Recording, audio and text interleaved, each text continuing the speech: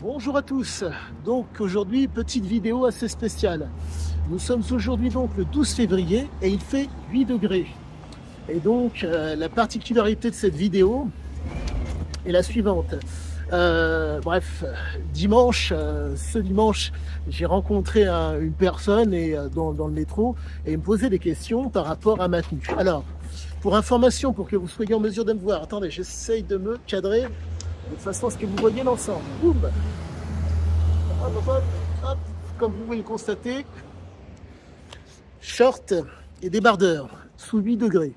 Et donc le truc à savoir, c'est que là maintenant, je considère que au niveau des capillaires, les capillaires entre guillemets au niveau des avant-bras, des doigts, je suis, d'autant plus apte à pouvoir supporter le froid.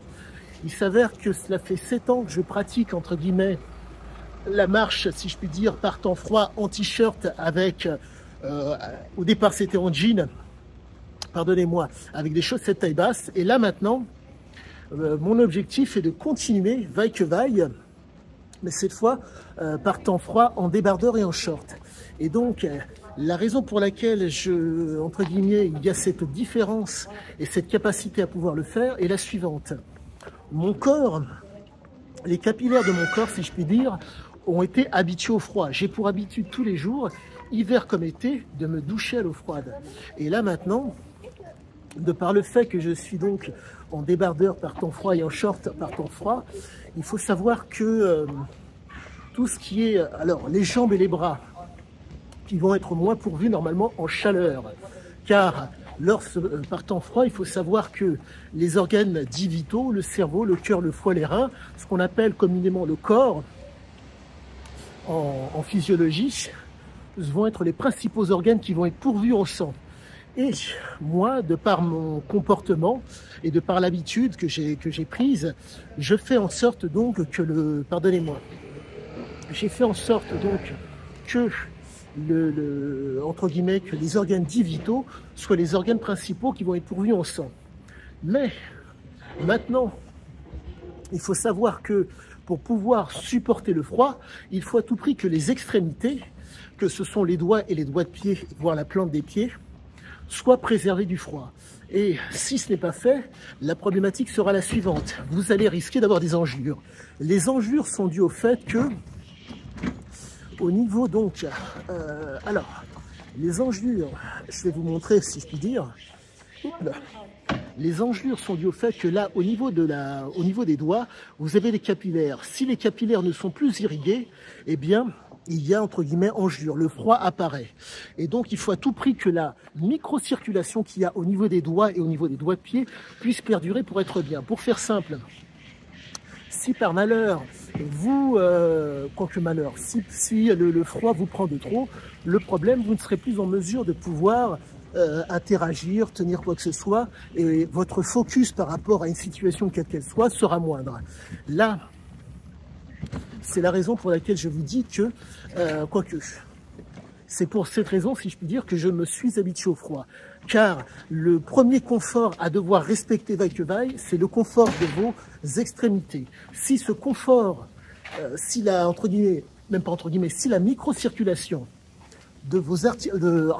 si la microcirculation de vos capillaires est respectée, vous allez pouvoir vous inscrire dans quelque chose de qualitatif. Et vous allez pouvoir être bénéficiaire des avantages du froid. Si par malheur ce n'est pas fait, vous ne pourrez pas aller plus loin. Il s'avère que le froid va tellement vous prendre que vous ne pourrez pas. Là, si vous voulez, je suis en train de parler en marchant. Donc vous pouvez, il s'avère que le fait de parler et de marcher fait qu'il y a, frottement des pontons d'actomusine. Pour faire simple, il s'avère que les muscles, la chaleur vient du mouvement. Donc, de par le fait que je suis en mouvement, il y a chaleur. Et donc, vous devez vous mettre dans des situations, si possible, où vous soyez en mouvement. Si ce n'est pas le cas, chose très très importante par rapport à vos extrémités, vos mains, les mettre dans vos poches. Et si possible, mettez dans vos poches un sac en plastique. La raison est très très simple. Il s'avère que le sac en plastique sera donc collé, le sac en plastique sera collé donc à votre corps, dans vos poches bien sûr, ce qui fait qu'il va bénéficier de la chaleur. Et l'air qui sera plus ou moins emprisonné dans ce sac en plastique fera que vous n'aurez quasiment pas froid aux extrémités lorsque vous mettrez le fameux sac, lorsque vous mettrez vos mains dans vos poches. Et ça fera toute la différence, et ça, pour ma part, ça fait toute la différence. Quoi qu'il en soit, je pense vous avoir dit le plus gros de mes explications pour pouvoir, entre guillemets, vous maîtriser dans le froid. En tout cas, l'objectif n'est pas de faire comme moi. Sachez que vous devez être dans l'initiation et y aller étape par étape. Si par malheur vous brûlez les étapes, l'étape suivante ne pourrait pas être faite parce qu'elle sera trop désagréable ou trop lourde pour votre organisme. Et vous ne recommencerez pas. L'objectif, c'est de réussir à chanter le système de la récompense. Si vous arrivez à le faire, quoique le chanter, et encore même pas le chanter, le fait est que c'est de réussir à faire en sorte que l'inconfort, entre guillemets, inconsciemment que vous représente le froid, ne soit plus du tout un inconfort. Mais cela, ça vient avec le temps. Initiation, phase intermédiaire et avancée. Je dirais que pour mon cas, je suis à une phase avancée, compte tenu du fait qu'il fait 8 degrés et que je suis en short, comme je vous le montre, hop, hop, hop, hop, que je suis en short, hop là, et en débardeur. Donc, à tous et à toutes, bonne journée. Ah, petite chose qui peut avoir son, comment dire, être intéressant pour vous et qui peut faire la différence. Le chapeau que j'ai sur la tête n'est pas anodin. Il s'avère que les organes, si je puis dire, principaux à protéger sont pour moi le cerveau et bien sûr, quoique l'organe principal, c'est le cerveau qu'il faut préserver.